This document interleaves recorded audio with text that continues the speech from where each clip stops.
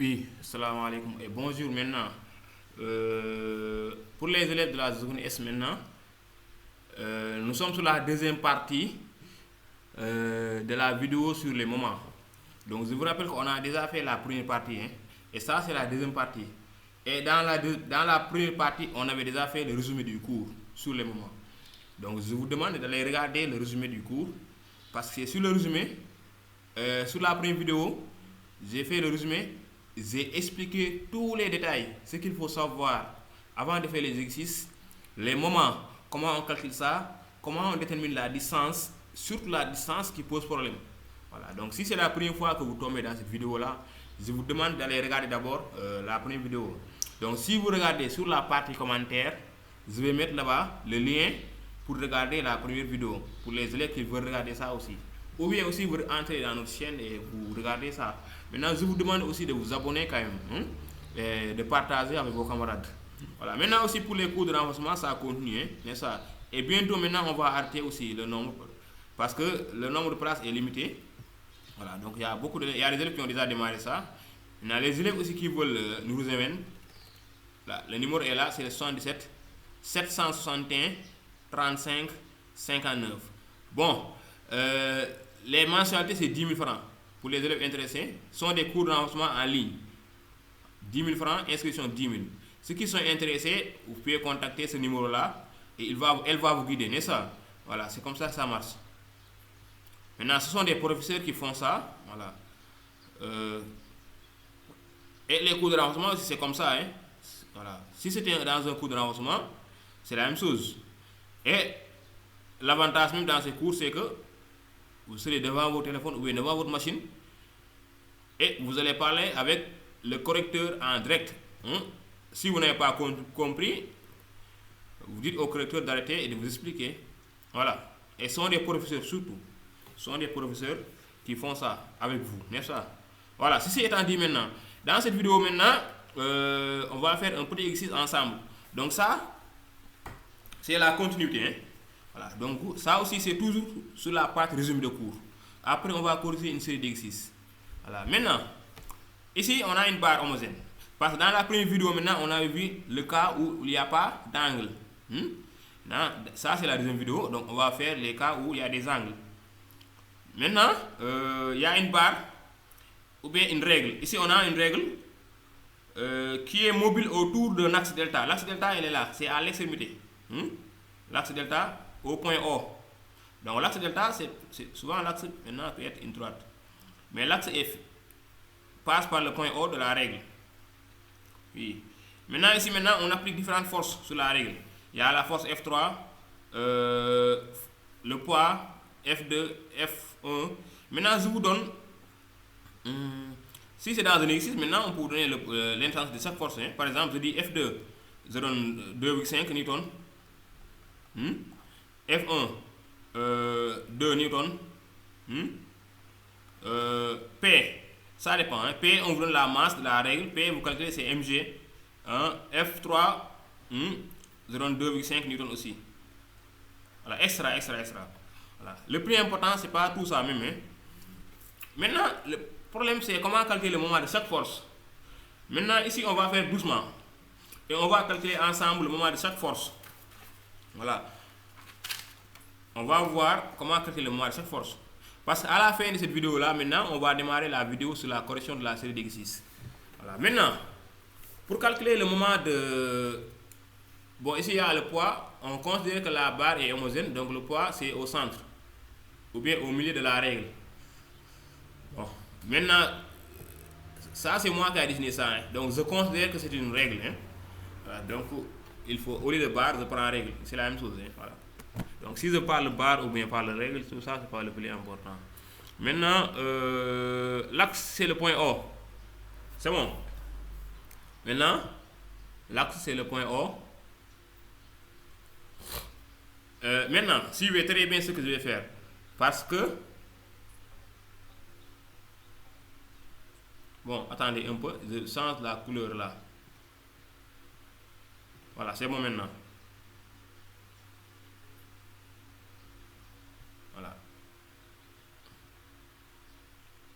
Voilà. Maintenant, le moment de la force F3, moment de F3, c'est ça que nous allons calculer en premier parce que c'est F3 qui est plus proche de l'axe. Voilà. Égale F3 fois la distance D. Maintenant, bon, maintenant le sens que je vais choisir, bon, moi je choisis un sens comme ça, hein, voilà. Voilà. Maintenant, regardez le sens que j'ai choisi, il est comme ça. Ou bien je le mets ici en haut, comme ça, le sens là. Maintenant, pour savoir est-ce que le moment sera positif ou négatif, il y a une question que je vous avais demandé, que je vous avais donnée. Je vous avais dit que c'est cette question-là seulement qu'il faut se poser. Vous posez la question.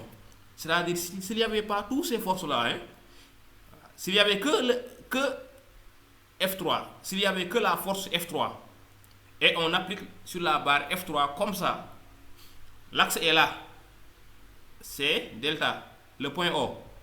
Donc s'il n'y avait que la force F3, la barre là, elle va tourner comment? Comme ça. Voyez?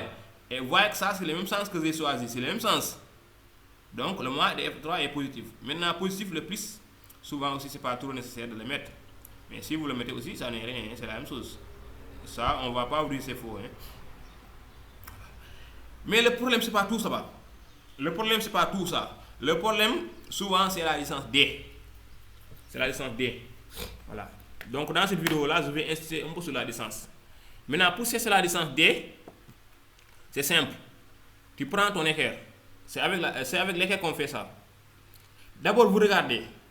Est-ce que la force F est perpendiculaire à... Est-ce que la force F est perpendiculaire à la règle?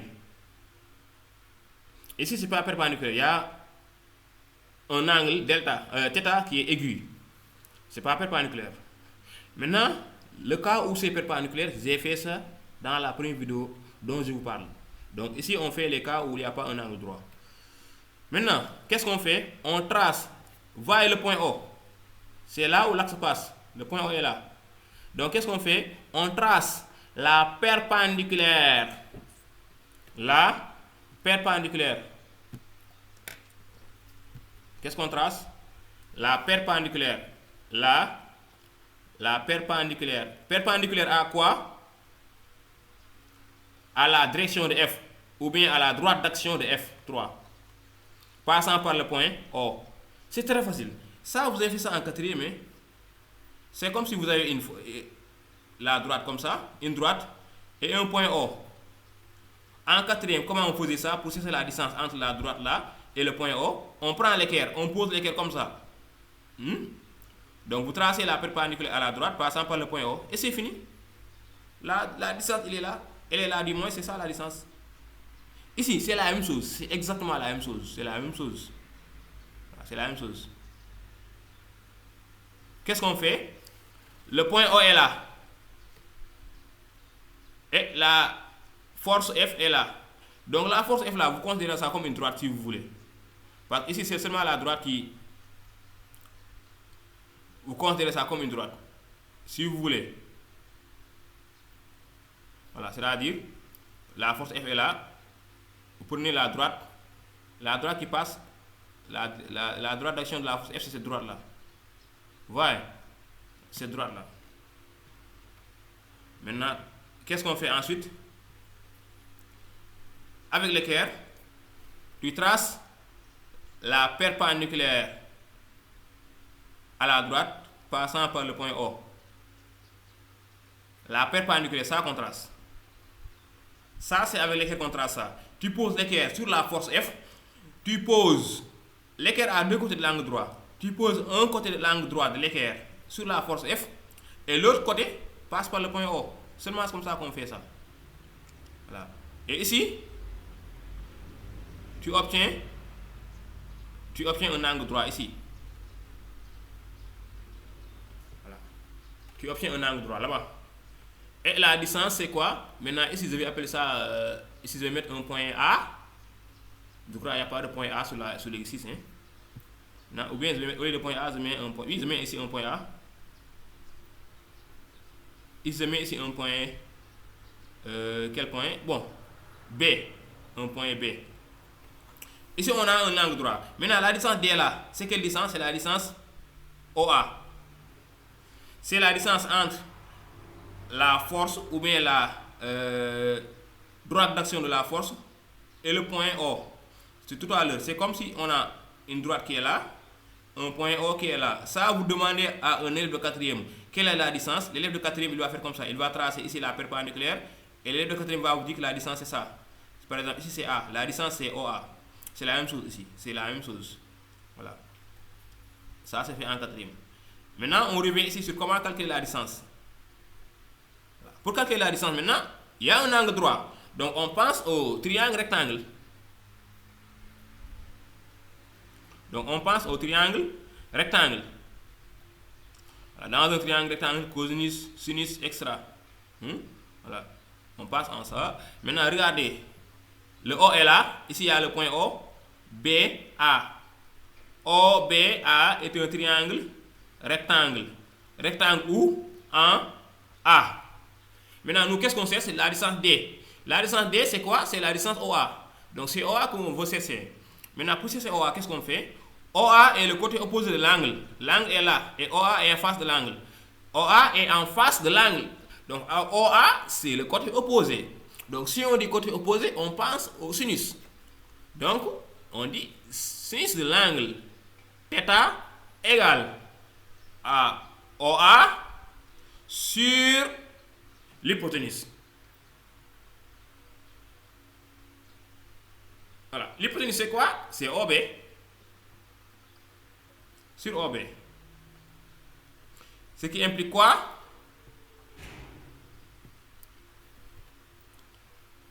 Ce qui implique quoi? OA égale OB fois sinus de θ. Voilà. Maintenant, donc on a notre D. D qui est égal à, ici D, donc D, ça c'est égal à D. OA égale OB sinus alpha. Donc on a D égale OB sinus de alpha, sinus θ, parce qu'on avait dit OA c'est D. Donc moment de F3 sera F3 fois OB sinus de θ. Maintenant regardez ici. Dans ce X maintenant, on a donné tout ça. Hein? C'est moi qui n'avais pas écrit ça. Ici c'est le point B dans l'exercice. Ici c'est le point G dans l'exercice. Ici c'est le point C. Hein? Ici c'est le point A.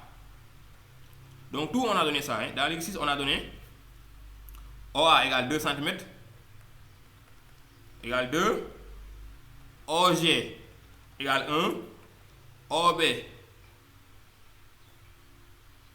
égale 40 cm. OC égale 180 cm. On a donné alpha égale bêta égale 45 degrés. Et θ, non, alpha égale bêta, c'est 30 degrés. 30 degrés. Et bêta, θ égale 45 degrés. Voilà. Donc ici, qu'est-ce qu'il reste à faire? OB, on connaît ça, n'est-ce pas? OB, c'est combien? OB égale 40. Donc ici, c'est fini. Ici, on peut calculer le moment de F3. Puisque F3, on nous a donné ça. OB, on nous a dit c'est 40 cm. Tu convertis ça en mètres. Oui. Sinus de θ. θ égale combien? 45. Sinus de 45. Ça, c'est fini. Tout est fini. Arrivé là, tu calcules le moment de F3. C'est bon. Voilà. OB, tu remplaces. Maintenant, les centimètres, on convertit ça en mètres. Voilà. Maintenant, on passe sur la force F2. C'est comme ça que je fais. F3, F2, F1 et le poids. Je vais terminer par le poids. Voilà. Maintenant, je vais effacer. Donc, j'ai fini avec. Maintenant, si vous voulez maintenant, si vous n'avez pas bien compris, n'est-ce pas, vous allez retourner encore. Voilà, regardez encore la vidéo. Voilà. Dans une dernière vidéo, vous allez voir ce que comprendre. Voilà, il faut bien regarder encore. Si vous n'avez pas compris, il faut regarder encore ce que j'ai expliqué. Bon, votre vidéo là, vous pouvez toujours retourner sur la vidéo et regardez encore. Maintenant, je vais passer sur le moment d'une autre force. Hein. La force F2. Maintenant, F2 aussi, c'est la même chose. Maintenant, pour F2, pour que ça soit plus clair, je vais effacer ça. Hein. Donc, je vais effacer le F3, n'est-ce pas? Voilà. Pour permettre de mieux comprendre seulement. Voilà. Mais souvent, même, ce n'est même pas nécessaire. Bon, ou bien je vais effacer, bon, c'est pas grave. Voilà. Regardez, qu'est-ce qu'on fait? Pour le F3, F2. Donc, moins de F2 aussi, moins de F2, ça sera égal à F2 fois une distance D'.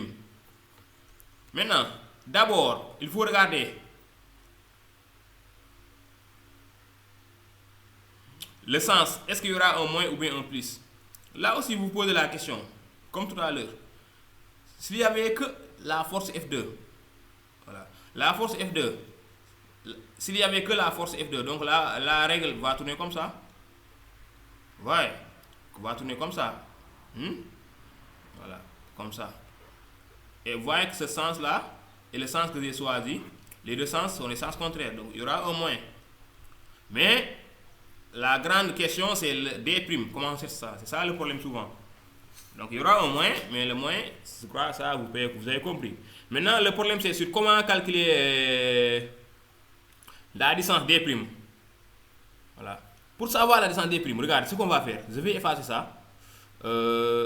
Excusez-moi un peu. Bon. Je vais effacer ça. Par exemple, pour permettre de mieux comprendre, je vais effacer la force F3 pour que la figure soit plus claire. Parce que sinon, il y aura de désordre. Hein?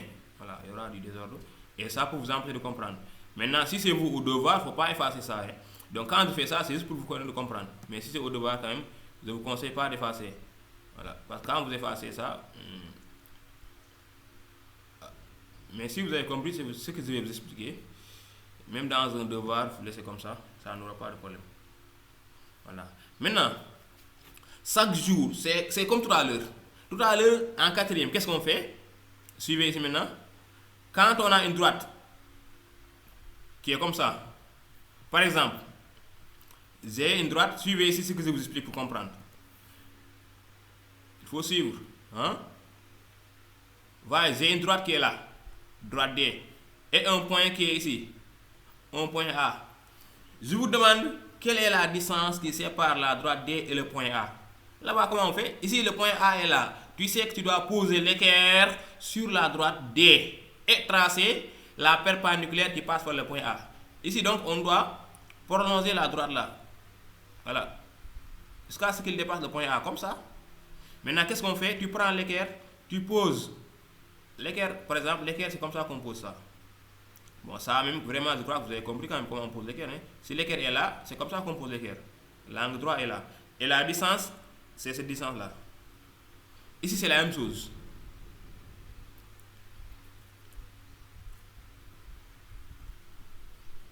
Ici, déjà, il faut voir quoi? Qu'il faut prolonger.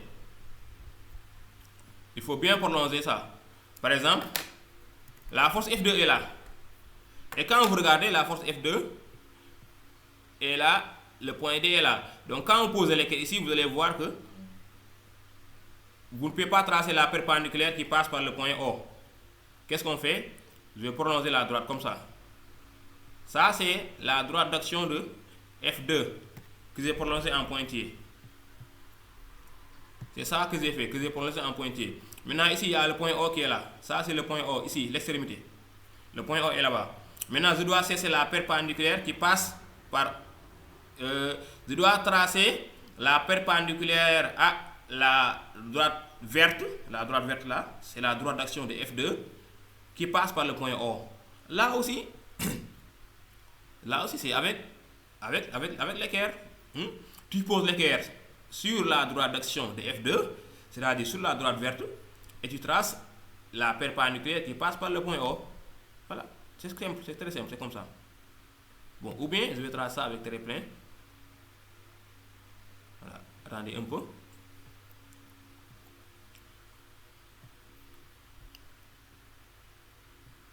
Regardez, c'est comme ça qu'on fait ça. Là. Tu poses l'équerre, tu traces la perpendiculaire. Maintenant, bon, on pose l'équerre comme ça et on trace ici une droite perpendiculaire. Voilà. Et donc D', c'est ça la distance D', ce qui est en bleu. D'. Donc pour calculer le moment de F2, on avait dit tout à l'heure que ça sera négatif. Moment de F2, ça sera égal à F2 fois F2. Non, ici il n'y a pas de vecteur sur le F2. F2 fois D'. Maintenant, D' elle est là. Hein? Donc ici, si je mets ici quel point? Z, A, B, C, D. Tout à l'heure, j'avais mis A. Donc ici, je vais mettre... bon, tout à l'heure même, je devais pas mettre A. Hein? Parce qu'ici, il y avait déjà un point A. Donc souvent, quand vous choisissez des points, il faut choisir des points qui ne sont pas donnés. Parce que le correcteur ici peut... Voilà. Il faut se permettre... Pour ne pas comprendre quoi. Maintenant, là-bas, j'appelle O' ça. Hein? Donc D, c'est O'. Et c'est simple, c'est fini. Ici, maintenant, qu'est-ce qu'on fait? Regardez. Regardez ça. Ici, on a l'angle bêta qui est là. Parce que ça, c'est deux angles opposés par le sommet. C'est l'angle bêta, excusez-moi. Ici, on a deux angles opposés par le sommet. On l'a mesuré. C'est comme si on a ça. Regardez, on a ça. Cet angle-là et cet angle-là, les deux angles, on la mesure. Ça, c'est en cinquième qu'on apprend ça aussi. Hein? Deux angles opposés par le sommet. Voilà. Ici, maintenant, où est le triangle rectangle? C'est le triangle OC et rectangle en O'. Et la distance D' qu'on cherche, c'est la distance O'O'. Et O'O', ici, c'est l'angle bêta qui se forme. C'est l'angle bêta qu'on regarde. Et quand vous regardez l'angle bêta, O'O' représente un côté opposé. Il faut toujours regarder. Parce que ici, je me rappelle tout à l'heure, on avait le côté opposé. Ici encore, on a un côté opposé. Mais ce n'est pas toujours le côté opposé. Ça peut être l'hypoténuse, ça peut être le côté adjacent, ça peut être tout. Il faut seulement regarder l'angle. Est-ce que c'est le côté opposé ou bien est-ce que c'est un côté adjacent? C'est clair? Voilà. Dans certains cas, même pour calculer la distance O'O', on peut même utiliser le théorème de Pythagore. Voilà, ça dépend. Donc il faut seulement comprendre la distance, c'est quoi. O'O' est là. Maintenant, c'est fini. Qu'est-ce qu'on fait? On prend sinus. Donc ici, quand je mets sinus de l'angle bêta, sera égal à O'O', sur l'hypoténuse, ça sera OC sur OC. Ce qui signifie quoi? Que O'O' égale OC fois sinus de l'angle bêta. Oui, c'est fini. Maintenant, donc D' égale à OC fois sinus de l'angle bêta. Je reviens ici, donc je calcule le moment de F2. Moment de F2, ça sera égal à F2 fois OC fois sinus de l'angle bêta. C'est fini. F2, on va donner ça dans l'exercice. OC, on nous a donné ça dans l'exercice. Bêta, dans l'exercice, on nous a dit bêta c'est 30 degrés. Vous calculez. Bon, moi je ne calcule pas, hein. Je suis en train de vous expliquer. Il faut comprendre l'objectif de cette vidéo-là aujourd'hui. Ce n'est pas de calculer, c'est de vous permettre de comprendre les distances. Comment on sait ça? Après, il y aura une autre vidéo et d'autres vidéos qui vont venir. Et dans ces vidéos, on va voir comment on fait des exercices entièrement. Voilà, ceci étant dit, maintenant, vraiment, P, le moment de P aussi, hein. P, c'est plus facile. P, c'est plus facile. Hein. P est là en rouge. P, si vous regardez, le poids est là. Hein. C'est ce qui est en rouge. Ici, le poids est perpendiculaire ici à l'horizontale, comme ça. Donc, pour le poids, la distance, c'est directement OG. Donc là, il n'y a rien à faire. C'est comme tout à l'heure. Maintenant, il reste que F1. F1, normalement, je dois même vous laisser faire ça hein, dans les normes. Bon, F1, je vous explique. F1, je vous explique qu'est-ce qu'il faut faire.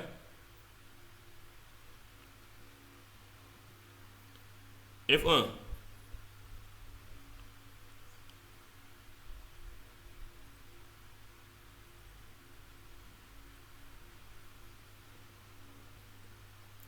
F1 aussi, c'est la même chose que les autres tout à l'heure. Hein. F1, on doit prolonger la force. N'est-ce pas? Jusqu'à ce que la droite soit en face de O. Donc on trace comme ça, avec la règle, vous prolongez comme ça la direction de F2. Et la droite. Et pour F1, le D sera comme ça. Hein? Et ici maintenant, ici si vous voulez, mettez E. Voilà, l'angle droit sera ici. Et pour F1, le D sera OE. Maintenant, comment on fait ça? L'angle alpha sera ici. Maintenant, il faut être sera ici. Bon, c'est-à-dire sera là seulement. Hein? Parce que c'est deux angles opposés par le sommet. Voilà. Et ici, vous allez avoir le triangle OEA qui sera rectangle en E. Donc, ça sera aussi le sinus.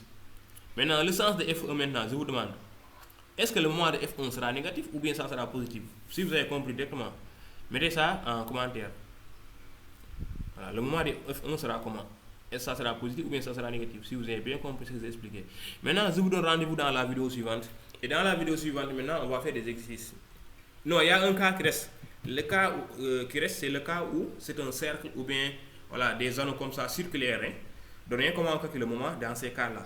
Donc, ça sera la vidéo suivante. Je vous demande maintenant de vous abonner et de partager, surtout avec vos camarades. Voilà. On s'arrête là pour aujourd'hui.